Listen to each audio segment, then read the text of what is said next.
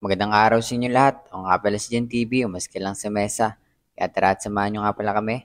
Punta nga pala kami ngayon sa Luneta dahil nga doon kami mag-ensayo. Kasama nga pala namin ang team ng GRU dahil isang nga lang pala ang coach namin doon. Kaya na nga guys, naglalakad na nga pala kami. 4 AM na nga pala dito. Napakaaga nga pala ng training namin ngayon. At ayan guys, nandito na nga pala kami. Hinihintay nga pala namin yung bus na sasakyan namin. At habang hinihintay nga namin, ito ang Seren. Agad-agad na nga siyang sumayaw at nagsumba nga muna para daw sa warm-up mamaya. Nakitaan nga din pala kami ni Renz ng mga talento niya. Pagkatapos nga ipakita na Renz yung mga talento niya ay makailang minuto lang ay dumating na nga yung bus na sasakyan namin. Kaya na nga guys, papasok na nga pala kami. Nahiya nga rin pala ako mag-video dito sa loob.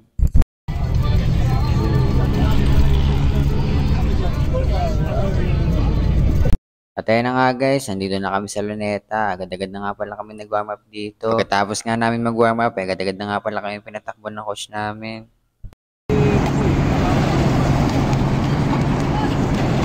Takbo na ba? At ayan na nga guys, tumatakbo na nga pala kami. Para nga pala kaming pinakawalang mga kalapate. Bali 3 kilometer nga lang pala yung tatakbuhin namin. Ang ruta nga pala namin ngayon ay Luneta hanggang Amazing Show. At ang kasabay ko nga tumakbo dito ay si Kuya Jomar, yung captain namin. At dahil hindi ko nga na-videohan yung ginawa namin, kakatapos nga lang pala namin dito. At nandito na nga pala kami sa Amazing Show.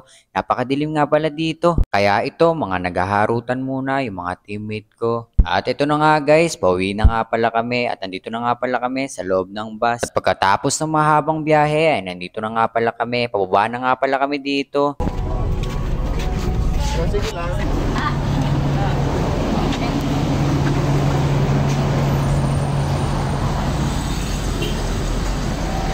Mag-yarn, nilagyan mag-yarn. Sarap sa training ah. Binigyan ko na nga rin pala si Renz ng pambili ng pandesal dahil mag-aalmusal na nga din pala kami dahil may pasok pa kami mamayang 7:30. Huli rin kami ng pansit. Walang yung sigas. Bago nga pala tayo makapunta sa school, dadaan nga pala tayo sa Malubak. Bahagi nito.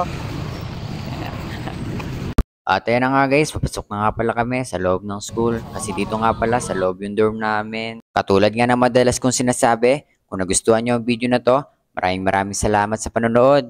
Huwag nyo na rin kaming kalimutang suportahan dahil bawat like and share nyo ay malaking tulong na ito para sa amin.